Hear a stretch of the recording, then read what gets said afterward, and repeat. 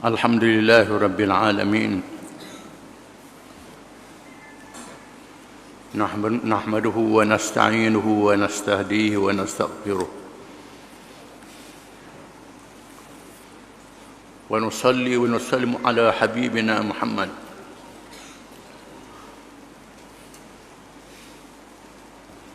النبي المجتبى وعلى آله وأصحابه ومن اهتدى أما بعد. Hari ini kita baca Sirah Nabawiyah,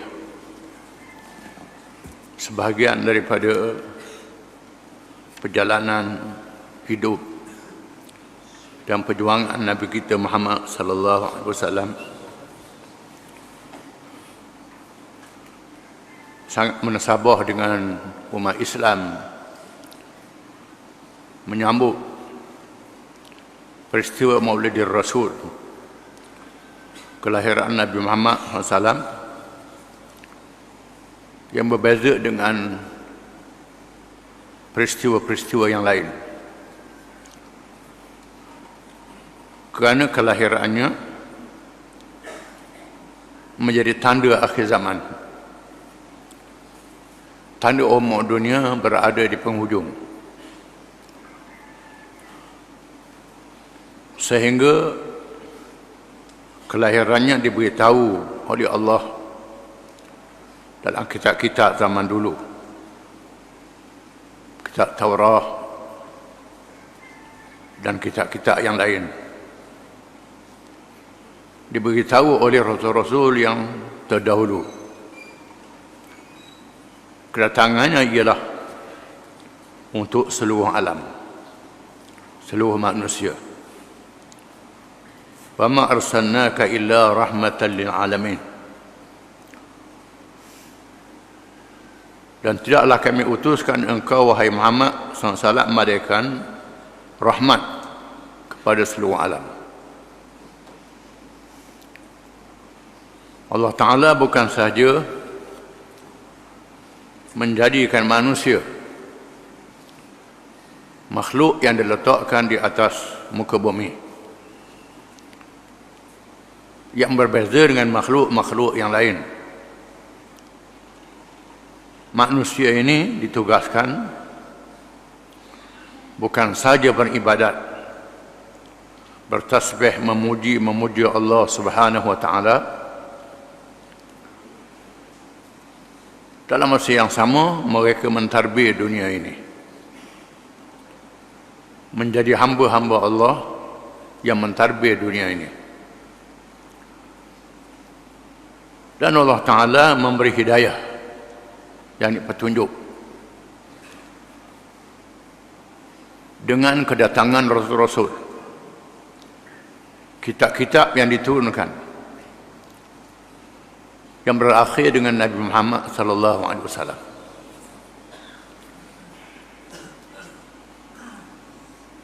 Allah Ta'ala telah memilih Nabi Ibrahim alaihi salam supaya meletakkan zuriatnya di bumi Mekah, bumi yang dipilih oleh Allah, bumi yang kering, yang tidak ada air, tidak ada tanaman. Wadin ghairi dhi zar'in, lembah yang tidak ada tanaman. Binatang pun tidak sanggup hidup di situ. Itulah bumi yang dipilih oleh Allah. Dan Allah Ta'ala pilih Nabi Ibrahim dengan ujian-ujian. Wa idh ibtala Ibrahim rabbuhu bikalimatin fa atammahun. Qala inni ja'iluka lin-nasi imama. Qala wa min dhurriyyati. Qala la yanalu ahdi adh-dhalimin. Dan ingatlah apabila kami telah menguji Ibrahim dengan beberapa kalimah, iaitu permat Allah Ta'ala yang memerintah Ibrahim supaya membuatnya. Maka Ibrahim telah menyempurnakan perintah Allah. termasuk perintah yang menggerunkan, meletakkan anak isterinya di bumi Mekah yang tak ada air. Ibrahim ikut perintah Allah, walaupun tak ada air, tak ada makanan, tak ada orang. Allah Ta'ala yang tahu memeliharanya. Kemudian Allah Ta'ala suruh Ibrahim menyembelih anaknya untuk menguji mana sayang Allah dengan anak. Dua-dua sayang mereka. Tapi untuk menguji Ibrahim, Ibrahim sanggup menyembelih anaknya, Allah Ta'ala batalkan. Itu hanya ujian sahaja. Itu antara ujian-ujiannya. Inni ja'aluka linnasi imama. Allah berkata, aku jadikanmu Ibrahim imam. Imam dengan makna pemimpin. Bukan saja rasul, tapi imam, pemimpin. Qala wa min dzurriyyati. Ibrahim menjawab, wahai Tuhan, mintalah juga kepada zuriat keturunan aku. Qala la yanalu ahdi zalimin. Tidak termasuk dalam janji ini mereka-mereka yang zalim. Hanya mereka yang adil, mereka yang baik, yang ikut perintah Allah sahaja. Mereka yang zalim tak termasuk.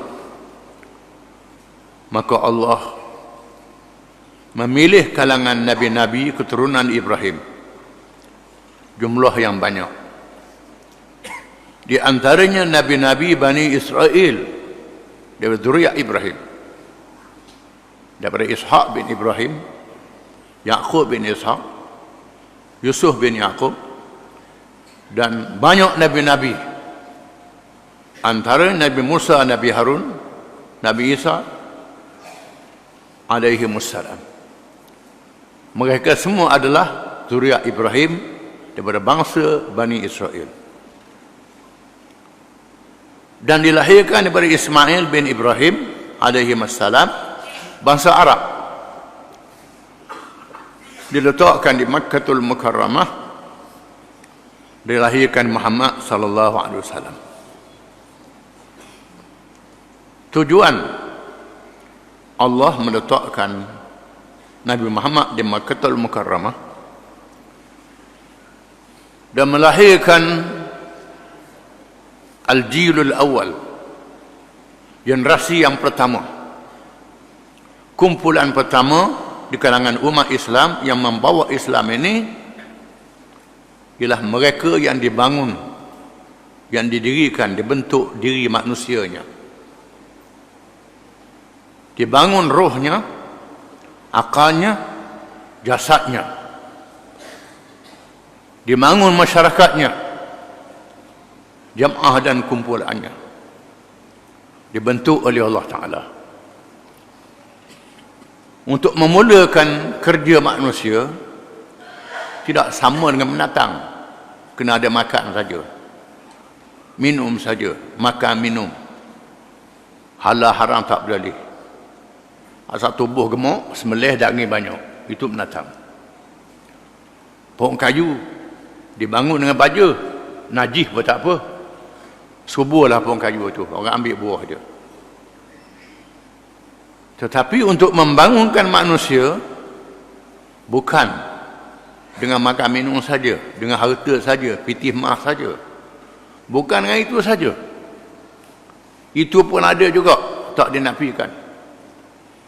Tetapi manusia yang ada akal, yang ada roh, yang Tuhan nak jadikan memerintah makhluk-makhluk yang lain, dibangun dirinya dengan ajaran yang dinamakan Islam, yang khusus bagi manusia. Terkandung dalam soalan malaikat Jibril alaihi salam ketika menemui Nabi sallallahu alaihi wasallam di tengah sahabat-sahabatnya dengan rupa manusia, menjelma dengan rupa manusia. Jibril tanya, mal Islam, mal iman, mal ihsan. Apa dia iman? Apa dia Islam? Apa dia iman? Apa dia ihsan? Ini 3 perkara. Islam ialah hukum syariat. Iman ialah akidah. Ihsan ialah akhlak yang disebut dengan tasawuf. Kena ada 3 perkara ini. Kalau ambil saja tak cukup. Mesti 3 perkara ini. Dan Allah menurunkan Al-Quranul Karim yang diwahyukan oleh Allah, kitab mukjizat. Berbeza dengan mukjizat Nabi-Nabi zaman dulu. Nabi-Nabi zaman dulu mukjizatnya Nabi Musa tongkat. Capak tongkat jadi ular. Mengeluarkan cahaya daripada tangannya. Ibrahim dibakar dalam api, tahan dibakar. Tak angus, tak mati. Nabi Daud melembutkan besi. Nabi Sulaiman boleh berhubung dengan jin, dengan binatang. Nabi Isa menghidupkan orang mati, mengubat penyakit yang tak boleh disembuh dengan ubat. Itu mukjizat Nabi zaman dulu.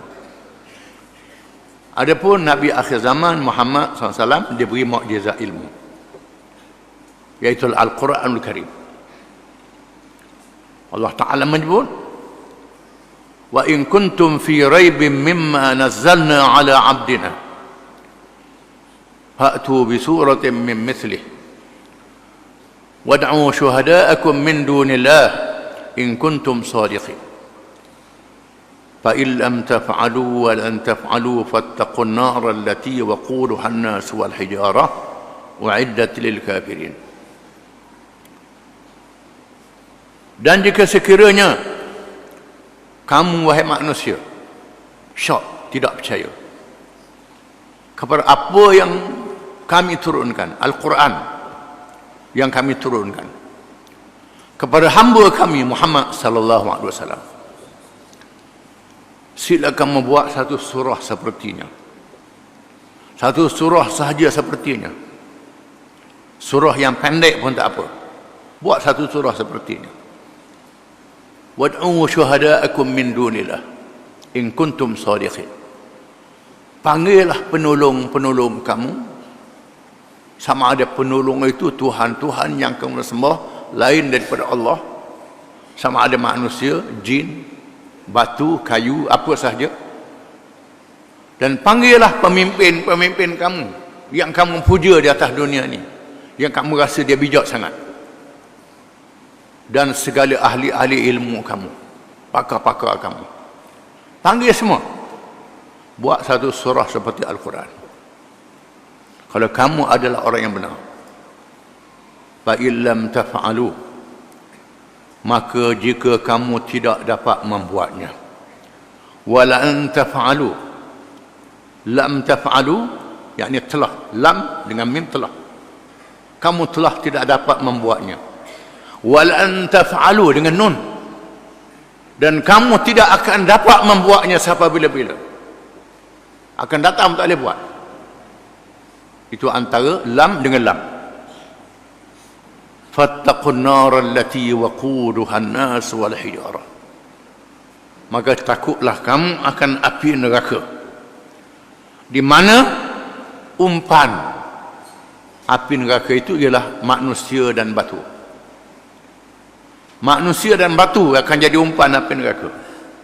Wa'iddat lil kafirin, disediakan untuk orang-orang yang kafir. Kafir itu apa dia? Kafir makna engkar, yang melawan. Lawan siapa dia?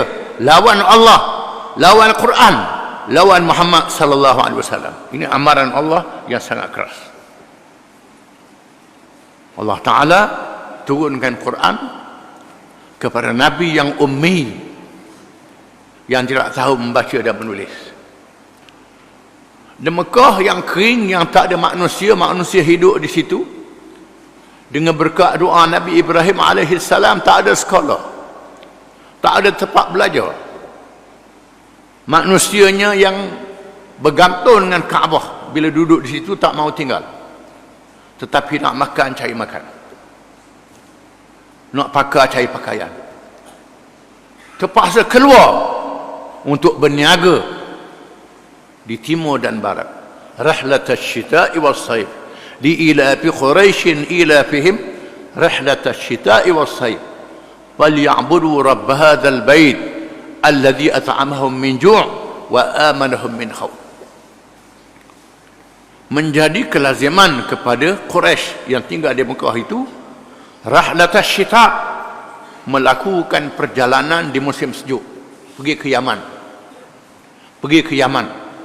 musim sejuk, was-sayf, dan musim panas pergi ke Syam, kan cari barang, cari makanan yang cukup, pakaian yang cukup, bekalan yang cukup, buat balik ke Mekah di waktu musim sejuk daripada Yaman, musim panas daripada Syam.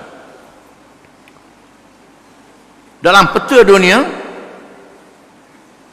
Yaman pelabuhan negeri-negeri belah timur, China, India dan Parsi. Syam adalah pengkalan pada negeri belah barat, negeri Eropah, Utara Afrika dan Asia Tengah. Allah Ta'ala jadikan begitu. Ini kekuasaan Allah yang menakjubkan.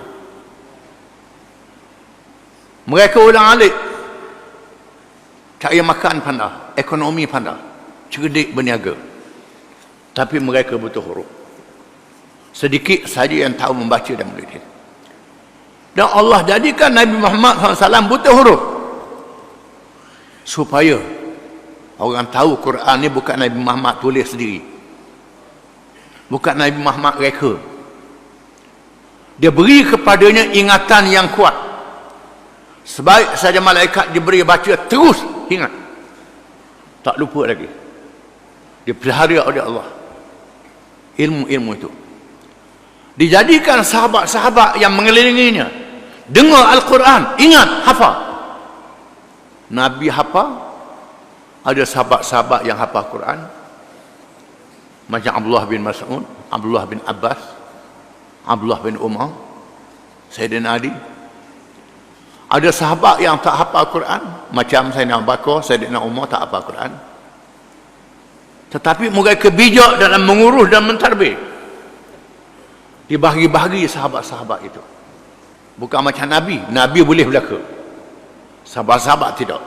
Ada kebolehan masing-masing. Allah Ta'ala mengumpulkan yang pertama golongan yang ada di Makkatul Mukarramah, di tempat yang kering. Tapi Allah Ta'ala heret supaya Nabi berhijrah ke Madinah. Di Binuah ini tempat ahli kitab. Orang Yahudi ada di situ, Kristian ada di situ, musyrikin ada di situ, supaya Islam dibawa kepada masyarakat majmuk, masyarakat yang berbagai kaum, supaya bukan sahaja mereka cukup dengan makan minum, falyabudu rabb hadzal bait, hendaklah mereka mengabdikan diri kepada Tuhan yang punya rumah ini, Tuhan Kaabah, mengabdikan kepada Allah, allazi at'amahum min ju', yang boleh memberi rezeki pada mereka. Mereka tak lapar. Mereka bijak dalam bidang ekonomi. Dalam bidang ekonomi boleh cari harta, tak payah bertanam, tak payah ke laut, tak payah apa, dengan perniagaan. At'amahum min ju' wa amanahum min khauf, dan mengamankan mereka daripada ketakutan dengan mereka menegakkan kerajaan yang hebat, negara yang ada undang-undang, perlembagaan dan undang-undang yang menakutkan penjenayah dan menyebarkan Islam ke seluruh pelosok dunia. Mesti merangkumi di dalamnya ibadat, ekonomi dan politik. Wa amanahum min khauf. Maka untuk sampai ke peringkat menegakkan negara ini, Nabi mencari kabilah-kabilah yang sanggup menerima Islam di luar Mekah. Mekah tak boleh dah. Mekah sekadar itu saja, rapat ke dinding. Rapat ke dinding, tak boleh pergi dah. Kena cari tambahan orang Islam daripada tempat yang lain. Maka Nabi berjumpa dengan Bani Amir yang pergi ke Mekah. Kerana orang Arab menunaikan haji di Mekah, menghidupkan sunnah Nabi Ibrahim alaihissalam. Walaupun mereka menyembah berhala, menyembah patung, mereka jahat, merampok, menyamun, tapi haji tak tinggal, bergantung dengan Kaabah. Bila mereka mari ke Mekah, Nabi bertemu dengan pemimpin-pemimpin ini, pemimpin Bani Amir, ajak masuk Islam. Kemudian sanggup terima berhijrah ke negeri mereka. Allah menjanjikan kemenangan. Kita baca dah dulu. Bani Amir kata, kalau menang nak beri apa?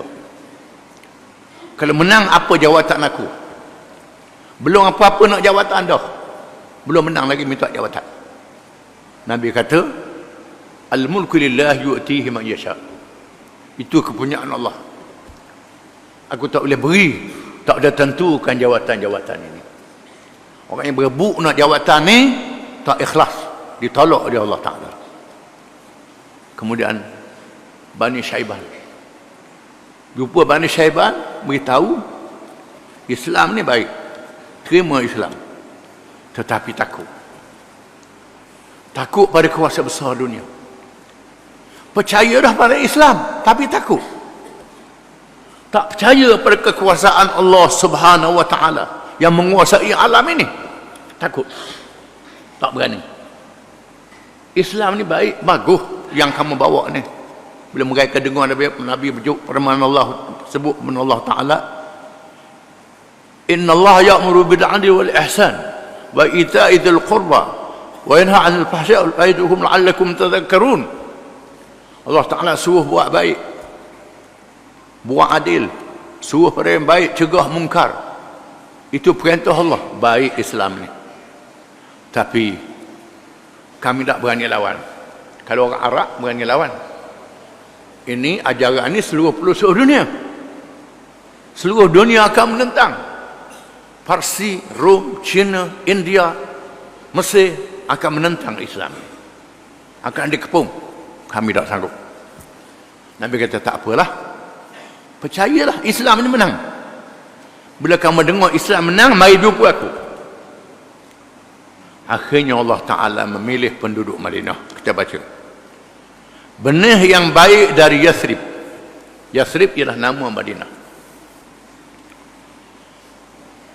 Allah yang maha mengetahui bilakah masa yang menasabah untuk ditegakkan agamanya secara terbuka, serta bilakah masanya bagi umat Islam mempunyai negaranya sendiri yang mendaulatkan Islam, bagi menegakkan agama dan mentarbiyah dunia. Juga Allah yang menentukan adakah mereka telah layak untuk memikul amanah yang besar itu, serta adakah mereka telah memenuhi syarat-syarat yang dikehendaki oleh Allah Subhanahu wa Ta'ala. Mesti ada syarat mereka yang sanggup menegakkan negara. Lagi tak cukup syarat, Allah Ta'ala tak bagi lagi. Pada tahun yang ke-11 selepas nubuwah, selepas 11 tahun Nabi jadi Rasul, berdakwah di Mekah, di musim haji, di mana Mekah menjadi kunjungan kabilah-kabilah Arab. Rasulullah SAW telah ditemukan oleh Allah Subhanahu wa Ta'ala dengan benih yang baik dari Yathrib. Yathrib ialah nama Madinah, Yathrib Taibah. Setelah tidak berjaya menarik kabilah-kabilah yang lain kepada Islam, hadiah yang berharga diterima dari Allah Subhanahu wa Ta'ala. Ketika mereka berjalan-jalan di waktu malam, agar tiada gangguan dari musyrikin yang sentiasa memerhatikan setiap langkah mereka, Nabi dan sahabatnya berjalan waktu malam, senyap-senyap. Pada malam yang bersejarah itu, Rasulullah SAW terdengar perbualan beberapa orang yang bercakap-cakap sesama mereka, lalu menghampiri mereka. Mereka semuanya 6 orang dari kabilah Khazraj, yaitu As'ad bin Zurarah, Auf bin Al-Harith bin Rifa'ah,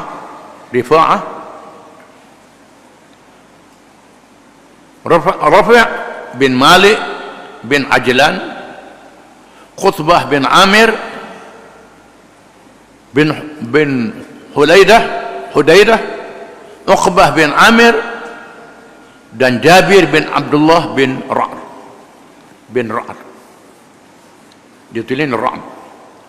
Mereka yang berasal dari Madinah atau Yathrib ini sungguh bernasib baik, kerana telah mendapat maklumat yang lebih awal dari orang-orang Yahudi ahli kitab yang ramai tinggal di Yathrib. Mereka selalu berbual tentang berita lahirnya Nabi akhir zaman yang telah tiba masanya. Orang Yahudi yang baca dalam kitab mereka, kitab Taurat, termasuk orang Kristian berbani Israel yang baca kitab Injil dan mendengar ulama-ulama mereka bersyarah menyebut tentang zahir Nabi akhir zaman. Cuma mereka mengharapkan Nabi akhir zaman itu daripada bangsa mereka. Mereka tahu Nabi akhir zaman ini akan berhijrah. Lahir kat mana tak tahu, akan berhijrah. Mereka cari ke seluruh pelosok. Mereka berjumpa dengan bumi Madinah, bumi yang subur di tengah padang pasir yang luas, menandakan keberkatannya. Mereka agak itulah tempat yang berlaku hijrah. Maka orang Yahudi berkampung di situ sejak lama. Orang-orang Madinah mendengar percakapan orang-orang Yahudi, sudah ada asas pengetahuannya. Rasulullah SAW bertemu dengan mereka dan terus bertanya, siapakah kamu ini? Kamu ni siapa? Mereka menjawab, kami dari kabilah Khazraj.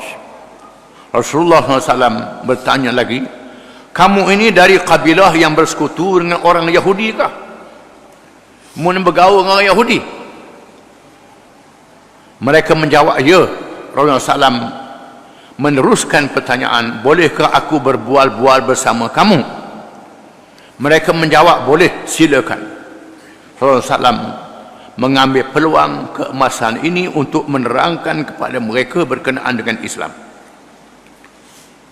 mengajak mereka supaya menganutnya dan menyahut seruan Allah Subhanahu wa taala sambil membaca ayat-ayat Al-Quran, baca ayat Quran yang telah diwahyukan.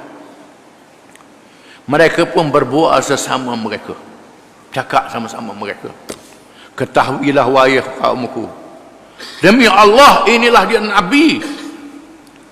Nabi yang disebut-sebut oleh orang-orang Yahudi, dan mereka mengancam kita dengan kelahirannya.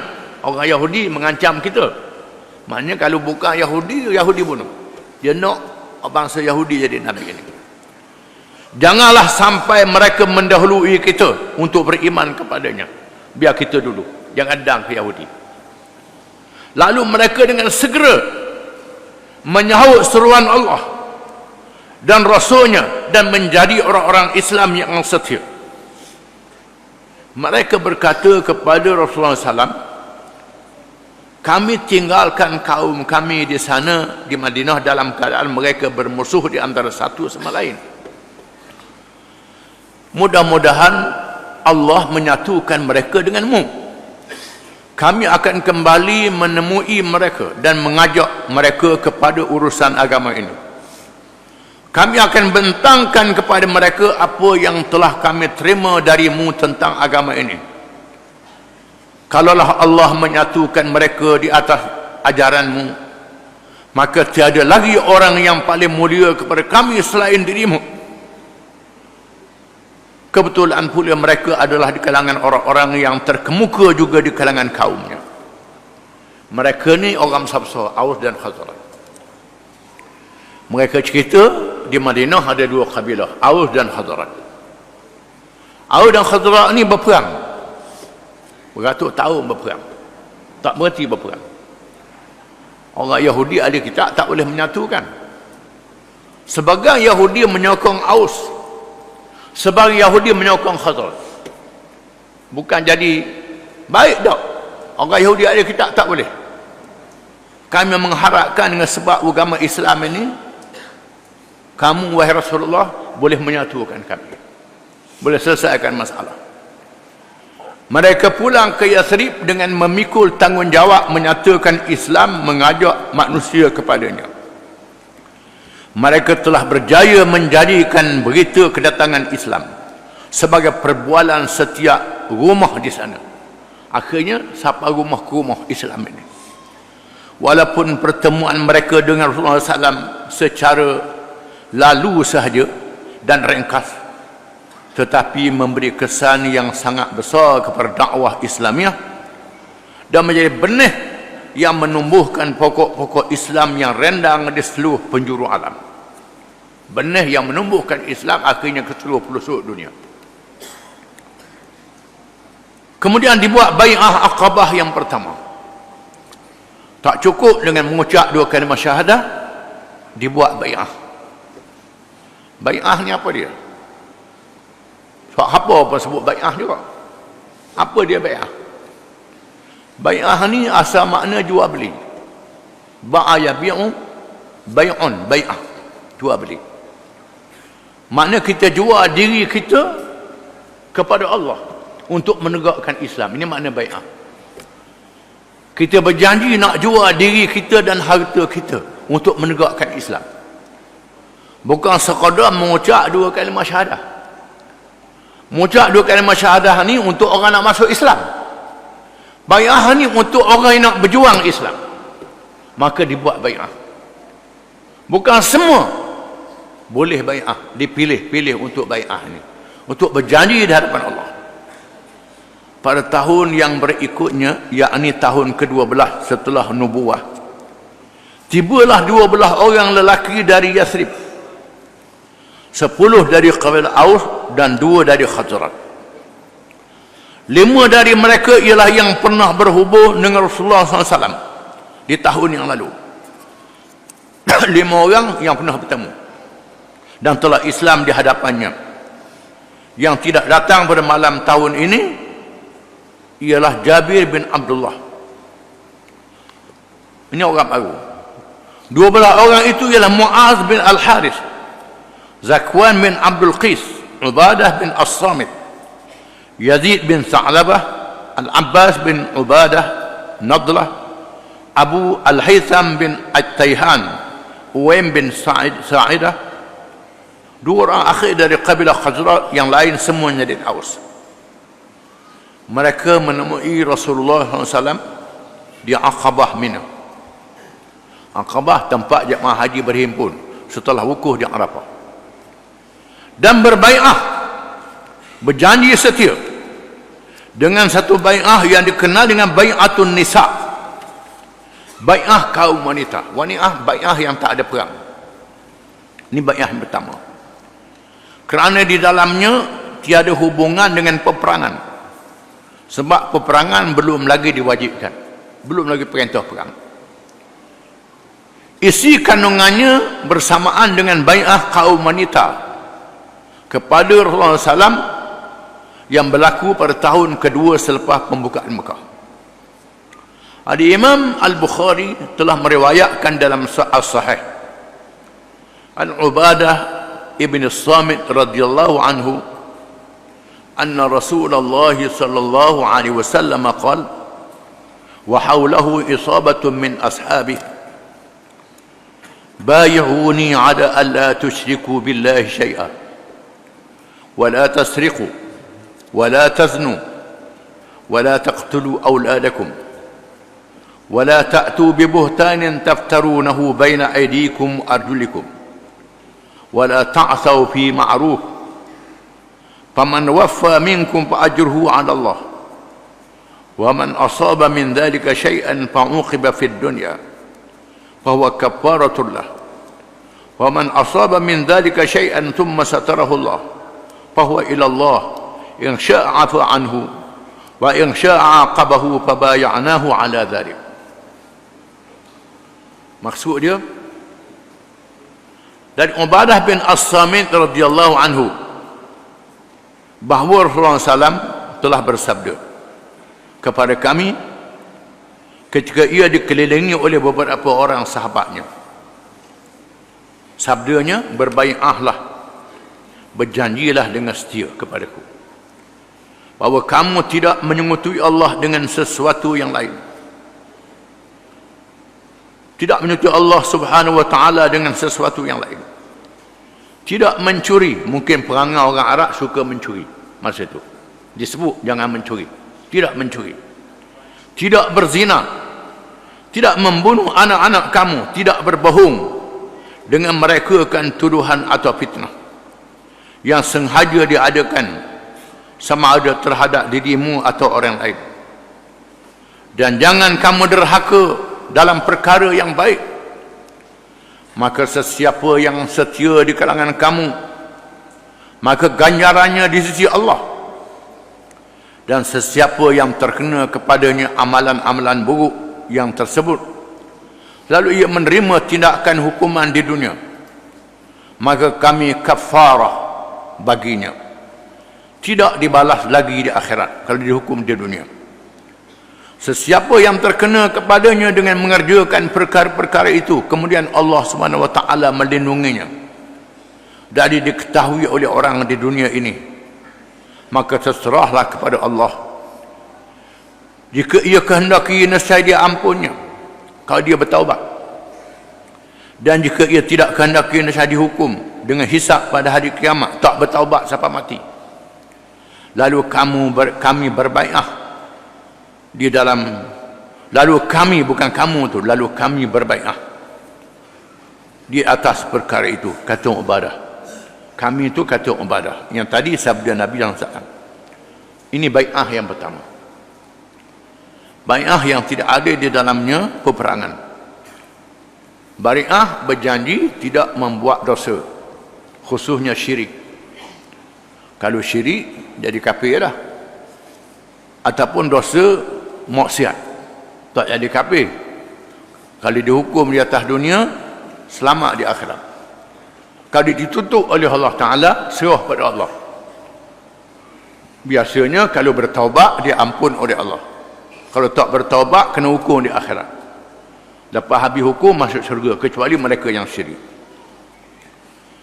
Dari keterangan yang tersebut, ternyatalah bahawa orang yang telah menganut Islam dari Madinah atau Yathrib itu, bukannya sekadar melapakkan ikrar 2 kalimah syahadah, bukan 2 syahadah sahaja, bahkan meliputi ucapan lidah dan jazam di hati, dan beriltizam mewajibkan diri dengan apa yang diucap, dan dia bi'ahkan kepada Rasulullah SAW.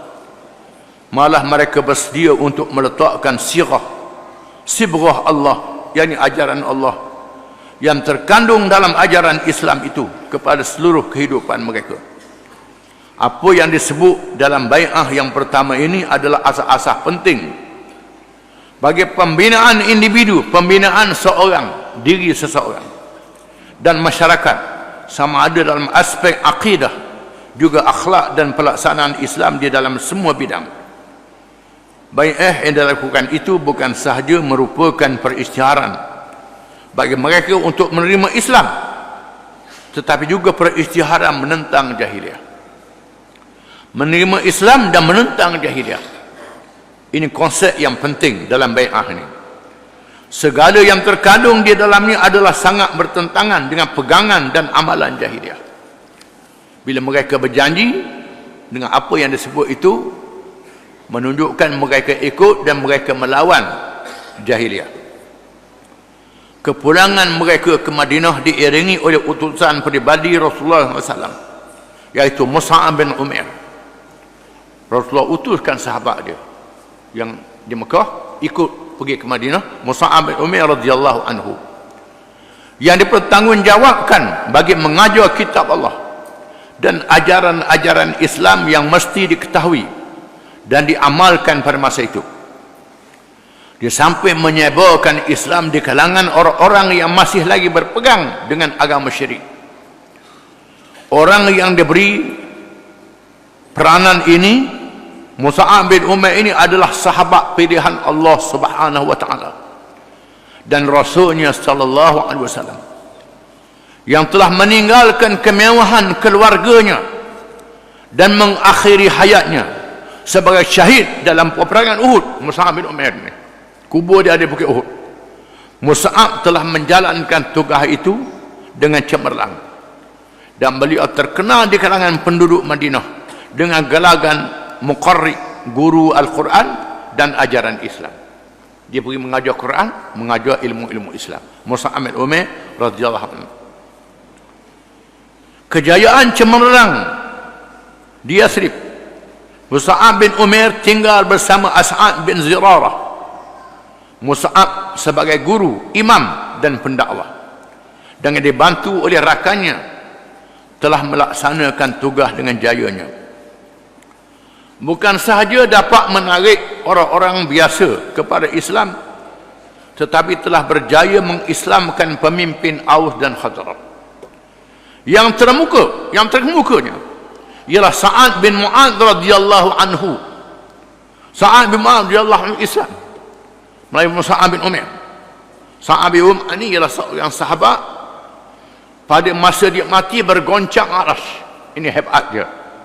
Walaupun pada awalnya berniat untuk menentang dan menghalang, tetapi setelah mendengar ajaran Islam, dia terus beriman dan menjadi sahabat besar kepada Rasulullah SAW yang terkenal di bumi dan di langit. Sahabat yang terkenal di bumi dan di langit.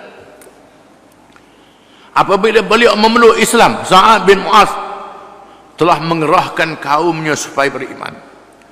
Semua mereka menyahut seruan beliau, kecuali orang yang bernama Asiram. Beliau tidak memeluk Islam pada hari itu, tetapi menganut Islam juga pada akhirnya. Ketika berlakunya peperangan Uhud, beliau berjuang sehingga syahid dan mati sebelum sujud walaupun sekali. Ini Asiram. Berhubung dengannya, Rasulullah SAW telah bersabda, dia beramal sedikit mendapat pahala yang besar. Masuk Islam tak ada semayang. Mus'ab bin Umair, sahabat yang dari Mekah tadi, telah meneruskan dakwah dengan jayanya, sehingga tiada sebuah rumah pun di kalangan Ansar yang tidak menerima Islam.